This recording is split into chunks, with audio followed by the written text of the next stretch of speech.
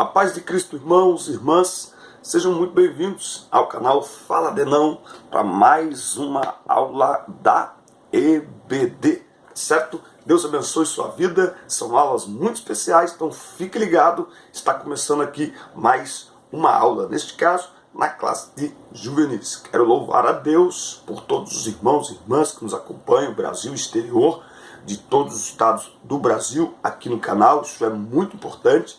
Quero agradecer a Deus por todo o carinho dos irmãos e pedir que você continue ajudando esse canal a crescer. O YouTube está apertando as regras, então nós precisamos da ajuda dos irmãos. Assista às nossas aulas, dê like. Não é inscrito ainda? Inscreva-se no canal, deixe o sininho de notificações ativado, principalmente quem assiste pelo celular. Por toda vez que eu posto um vídeo novo, o YouTube manda uma mensagem para você, tá certo? E deixe o seu comentário sobre a aula, sugestões, dinâmicas. Você sabe que esse é um canal de perguntas e respostas também. Então, deixe o seu comentário, ele é muito importante. Comentários de que Deus te abençoado, comentários de que as aulas são importantes para você, enfim, críticas, deixe o seu comentário, tá certo? Muito bem, meus irmãos, aula 5 na classe de juvenis, tá? Quem é Jesus Cristo? Por mais óbvio ou óbvia que essa pergunta pareça, ela é uma pergunta pertinente, principalmente para os dias que estamos vivendo, quando muitas pessoas questionam a nossa fé com argumentos, né? E como que você defende a sua fé, aquilo em que você acredita, sem argumentos? Pedro diz em 1 Pedro 3,15, estejam preparados para responder com mansidão a razão da fé que há em vocês. Então, como fazer isso sem ter uma base fundamentada e profunda de argumentos?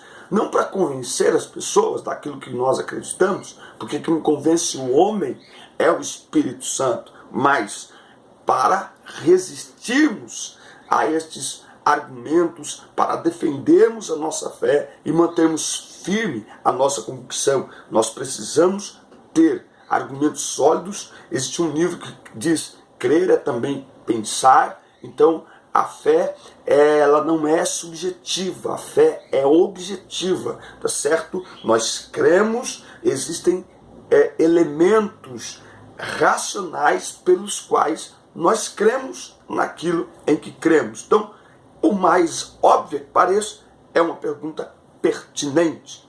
Quem é Jesus Cristo? Naquela época já tinha essa pergunta, porque havia muitos... o nome Jesus era muito comum, não é? Mas quem é Jesus Cristo? Por que Pedro responde em Mateus 16,16? Tu és o Cristo. Por que em Atos 2,36, Paulo, quando vai ali, a primeira pregação, ele diz: a este Jesus, a quem vós o crucificastes. Por que ele diz a este Jesus? Exatamente porque outros apareceram e apareceriam. Ele diz: a este Jesus, Deus o fez Senhor e Cristo. Por que ele fala isso? Por que 1 Coríntios 2, 1 e 2, Paulo fala: olha, quando fui ter com vocês, não fui com sublimidade de palavras persuasivas de sabedoria humana, mas em demonstração de poder e no Espírito, e nada me propus saber entre vós, senão Cristo e este crucificado. Por que Paulo fala desta forma? Na lição de hoje estudaremos um tema conhecido como Cristologia. Esse tema é o estudo de Cristo. Vamos conhecer a pessoa e a obra de Jesus Cristo, bem como refutar a ideia que todos os caminhos levam a Deus. Então, o Brasil é uma nação religiosa e sincrética. Há muito sincretismo religioso no Brasil, muita mistura. A ideia dessa lição é refutar que nem todos os caminhos levam a Deus. E esse é o problema quando famosos eles começam a frequentar diversos espaços religiosos, inclusive a igreja, mas não abandonam os outros espaços. Então ele está na igreja evangélica, ele está no terreiro de candomblé, ele está na mesa branca do espiritismo e ele vai tergiversando entre esses espaços. Não é possível, não é possível. Tem que escolher ou o cristianismo ou as outras religiões. As outras religiões você pode conviver e estar nos mesmos ambientes em todos os momentos. No cristianismo é servindo a Cristo, tá bom? É sobre isso então que nós vamos falar nessa lição. Pessoa e obra de Jesus Cristo. Uma das declarações mais importantes do cristianismo bíblico histórico é a afirmação de que Jesus Cristo é verdadeiro homem e verdadeiro Deus. Por que era necessário que Jesus fosse plenamente humano? Para possibilitar uma representativa obediência, uma obediência representativa. Adão desobedeceu e nós descendemos do primeiro casal, nós descendemos de Adão, certo? E Eva. E Jesus é o nosso representante também, e Jesus obedeceu. A Bíblia diz em Romanos 5,18, pois assim como por uma só ofensa veio o juízo sobre todos os homens para a condenação, assim também por um só ato de justiça veio a graça sobre todos os homens para a justificação da vida.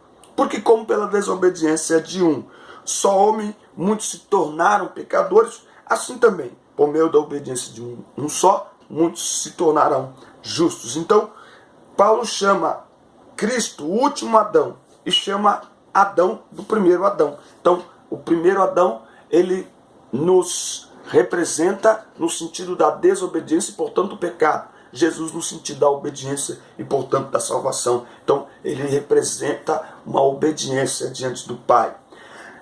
Outro motivo para ser um sacrifício substitutivo. Se Jesus não tivesse morrido como homem, se ele não tivesse sido homem, ele não poderia morrer em nosso lugar para pagar as penas ou a pena do pecado da humanidade. Tá? Então, por que era necessário? Porque Jesus, Deus, estava interessado e está interessado em homens e não em anjos. Então, por isso, Jesus se torna homem para redimir, para resgatar o homem do poder e da condenação do pecado. Por que era necessário? Para ser um único mediador entre Deus e os homens.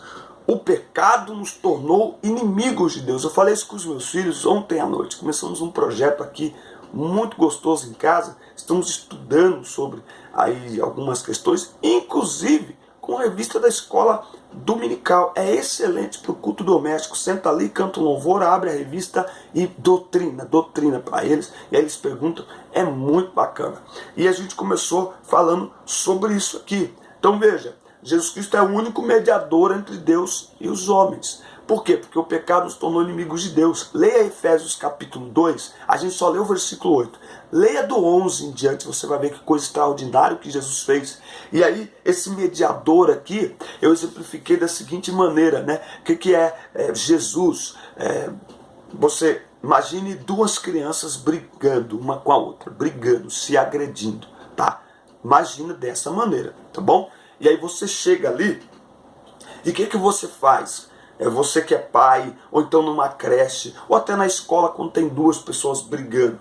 Você chega no meio, esse é o correto, não é? Os pacificadores, chegar no meio, pedir licença, mão no peito de um, mão no peito do outro, certo? Conversa com esse, ok? Conversa com os dois e diz o seguinte, agora pega na mão dele e façam as pazes. Geralmente, quem está no meio faz o quê? Pega na mão desse e une os dois. É isso que Jesus fez. Ele é o nosso mediador entre Deus e os homens. A Bíblia diz, por conta há um só Deus mediador, há um só Deus e um só mediador entre Deus e os homens. Cristo Jesus, homem. Tá certo? Por quê? Porque foi por um homem que o pecado entrou no mundo. Então é por um homem que vem a salvação. Certo? A Bíblia diz em Atos 4:12, em nenhum outro nome há dado entre os homens pelo qual devamos ser salvos. Somente no nome de Jesus. Então ele é o nosso único mediador. Ele também é o nosso exemplo e padrão de vida. Nós podemos olhar para Jesus. Por isso que ele diz, no mundo tereis aflições, mas tem de bom ânimo, eu venci o mundo. Ou seja, olhem para mim, olhem para a minha resistência, olhem para o que eu sofri e venci. Então, olhem para mim, ele é o nosso padrão e exemplo de vida. Nós não precisamos ficar olhando e dizendo, mas Jesus, né? Jesus era Deus. Não, ele era um ser humano e a Bíblia mostra isso muito claramente por meio daquilo que ele padeceu, daquilo que ele sofreu, tá certo? Então ele é o nosso padrão de vida, tá certo? É o padrão, ele também é o nosso sumo sacerdote, né? Naquilo que ele mesmo sofreu, tendo sido tentado, é poderoso para socorrer aos que são tentados, aos que são provados. Se Jesus não tivesse existido na condição de homem, não teria sido capaz de conhecer por experiência o que sofremos em nossas tentações e lutas nesta vida. Então, outra questão, Jesus também é o nosso intercessor. E por que que isso é plausível? Por que que isso é eficiente, Jesus ser o nosso intercessor? Porque ele sabe como o ser humano se sente, porque ele também foi humano, tá certo? Então, ele tem essa questão toda em relação à humanidade de Jesus. E a divindade de Jesus, porque era necessário que ele fosse divino. Ora, era necessário que alguém divino morresse pelos pecados de toda a humanidade em todos os tempos. Não tinha como eu, uma pessoa finita, morrer pelo pecado de 4.000 anos, 5.000 anos de história. Não tinha como. Tá? Então era necessário que ele fosse eterno e que ele fosse, portanto, divino, para arcar com a pena dos pecados de toda a humanidade. Era necessário também porque a salvação vem do Senhor.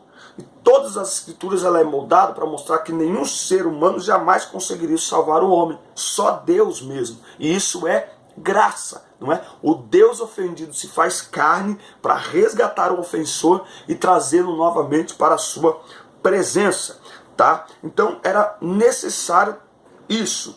Só alguém que fosse verdadeiro e plenamente Deus poderia ser o mediador entre Deus e o homem, porque ele tanto tem condições de revelar Deus de forma completa para nós, quanto tem condições de interceder por nós como homem diante de Deus. Maravilha! Nem todos os caminhos levam a Deus. O pecado colocou o homem para fora do jardim. Bom, aqui ele vai colocar 3 questões ou 3 caminhos que o homem tenta percorrer que não resolve nada. O caminho da incredulidade é um caminho que muitos têm entrado. E aqui eu faço uma observação que muitos têm se tornado incrédulos dentro da igreja. Por isso que na igreja a palavra, o pregador, o pastor, o ensino tem que ser Bíblia Sagrada. Não pode ser achismos. Por quê? Porque tem muita gente decepcionada com Deus, não por culpa de Deus, mas porque ela ouviu palavras que Deus não disse. Prometeram a ela o que Deus não mandou prometer. E elas ficam decepcionadas com quem falou e acabam decepcionadas com Deus. O caminho da incredulidade. Muitos acham que a fé é uma muleta que nós inventamos, né? Então cuidado, nós vivemos uma sociedade muito dura de coração, muito fria, muito insensível. O caminho da religião, por isso que tem gente que tem 30 religiões, que vai em tudo quanto é lugar. Mas se o caminho da religião fosse o caminho que leva a Deus, Deus é amor, Deus é paz. Os maiores crimes da humanidade, as maiores atrocidades não seriam cometidas em nome de Deus e em nome da religião. O caminho da autoajuda valoriza a autossuficiência do homem, elevando o seu ego ao centro das atenções, ignorando o fato de que o homem é instável, frágil, limitado e pecador. Então, Jesus morreu na cruz, Jesus é o caminho para trazer ao homem aquilo que só ele pode trazer, que é a salvação, que é resgatá-lo da condenação, da maldição eterna. Isso é o que Jesus é salvação. A Bíblia diz que o homem estava em inimizade contra Deus e Jesus fez a paz. Que paz é essa? Paz com Deus. Por quê? Porque o homem sem Jesus está em inimizade com Deus, está em guerra contra Deus. E Deus é Deus. O homem não pode ganhar essa, o homem jamais ganharia. Então é preciso que se diga, que as pessoas entendam isso. Que o homem sem Deus sem Jesus está em guerra contra Deus. E Jesus veio fazer essa paz. Ou seja, ele veio nos salvar. Ele veio nos religar a Deus. Ele veio nos conduzir de volta à presença de Deus. E só Jesus pode fazer isso. Só Jesus. Por isso que mesmo nas igrejas evangélicas não podemos ser religiosos. Não podemos ser religiosos. Cumprir rituais, cumprir programações e achar que isso basta. Não! Ser cristão, o caminho que Jesus nos propõe é um caminho que nos muda de dentro para fora, é um caminho que nos transforma. Jesus, verdadeiro homem e verdadeiro Deus.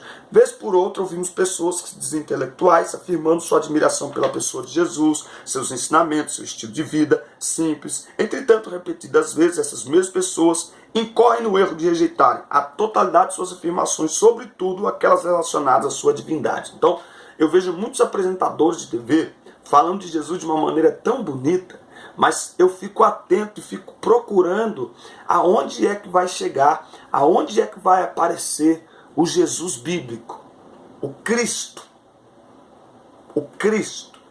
aquele que morreu para perdoar os nossos pecados. Porque se você não reconhecer Jesus como Deus, como homem e como aquele que veio, portanto, para nos salvar e nos redimir de todo pecado, você não reconhece o pecado, você não reconhece que você é um condenado. Então é necessário que se reconheça Jesus como Cristo, Jesus como o Salvador da humanidade, como o Senhor das nossas vidas. Senão não basta achar ele legal, palavras legais, tratá-lo como um líder político maravilhoso, um ensinador maravilhoso, um comunicador extraordinário. Isso nada adianta se nós não entendermos e aceitarmos que Jesus Cristo é o Filho de Deus e que Ele, e só Ele, tem poder para salvar, porque Ele é Filho de Deus e Ele é tanto Deus como Ele também é homem, verdadeiro Deus, tá certo? Então, Ele é o nosso Deus. Aqui no tópico 2, ele diz para fazer uma pergunta e eu quero voltar nela. Para você, Jesus Cristo é o caminho ou um caminho? Vocês acham que faz alguma diferença? Mostra para eles que faz toda a diferença. Amar a Jesus, sua melhor escolha. Todos os dias somos confrontados com situações que exigem de nós uma escolha inteligente e uma posição radical. Devemos ter cuidado para não negarmos a Cristo com palavras e atitudes momentâneas, como fez Pedro, pois afinal de contas o galo ainda sabe cantar. O desafio nosso de cada dia é afirmarmos Jesus Cristo como Senhor e Salvador de nossas vidas. Eu quero aqui, para concluir essa lição, colocar aqui uma hashtag aí para a gente pensar. Inclusive eu vou falar dentro de alguns vídeos. Hashtag além da letra. O que é isso? Gente, ultimamente vocês perceberam as canções que mais estão fazendo sucesso no Brasil? Elas são muito fortes. Santo Espírito, és bem-vindo aqui. Vem inundar e encher este lugar. Para que entre o Rei Jesus, o Rei da Glória, eu abro o meu coração. Leva-me mais fundo, quero ir mais perto, onde eu te encontro, no lugar secreto.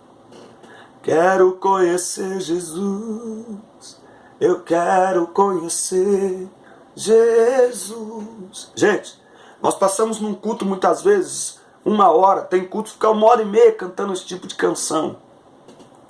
Mas, e quando sai do culto? O que acontece? Qual é a nossa disposição em conhecer esse Jesus que a gente ficou 1h30 cantando? Quando a gente está fora do culto? No nosso dia a dia, no nosso tempo. Na igreja está tudo programado. Aliás, muito culto na igreja, ele é fraco e vazio da presença de Deus, porque a gente ainda não entendeu que o culto coletivo é resultado do culto individual. O problema é que a gente deixa para cultuar só na igreja. E muitas vezes vai para a igreja para cultuar com a motivação errada. Porque a gente vai para a igreja para receber. Só que culto, se você for analisar o que é culto, culto é prestação de serviço. Culto é o que eu vou levar e não o que eu vou receber. Isso é culto. Nós temos que sair de casa para ir à igreja com essa intenção, motivação e consciência. Estou indo para oferecer a minha vida, o meu corpo em culto, como sacrifício vivo e agradável a Deus, num culto racional, eu vou oferecer a Deus o meu culto. Mas que culto eu vou oferecer? Coletivamente, uma vez por semana, 2 vezes por semana, por conta dos estudos do trabalho? Se individualmente eu não faço culto algum, se individualmente eu não tenho tempo com Deus, se individualmente eu não leio a Bíblia, se individualmente eu não oro. Então eu desafio você a fazer o seu culto, a amar a Deus, não só de palavras, mas com atitude. Não só da boca para fora, não só nas canções emocionantes. Eu convido e desafio você a fazer o que você canta a respeito do seu relacionamento com Jesus. Você quer conhecer Jesus? Então não fique apenas no cântico. Abra a Bíblia. Abra a Bíblia. Leia, estude, pesquise a palavra de Deus. Quer conhecer Jesus? Baixa uma playlist no celular, ajoelha no seu quarto, tranca a porta, fecha a janela e fica meia hora falando com Jesus, no mínimo uma vez por semana, ou então 10 minutos todos os dias. Aí sim, as palavras lindas que dizemos no louvor, elas vão ganhar um peso, uma autoridade extraordinária. E aí, de fato, nós vamos conhecer Jesus, o Espírito vai nos encher, nós iremos mais fundo, nós chegaremos mais perto, porque estamos não apenas cantando, estamos colocando em prática aquilo que estamos verbalizando por meio das canções. Tá certo? Que Deus abençoe sua vida. Então, quem ama, vai para a presença, irmão. Quem ama, se joga. Quem ama, busca conhecer, certo? Então é hora de amar Jesus de maneira intensa e radical, não apenas no templo, não apenas no louvor, mas no dia a dia, na vida no geral. Que Deus abençoe sua vida, um grande abraço, fique na paz, assista a culta, compartilhe, inscreva-se no canal, manda para todo mundo, deixe seu comentário que é muito importante também, boa semana, Deus abençoe, valeu!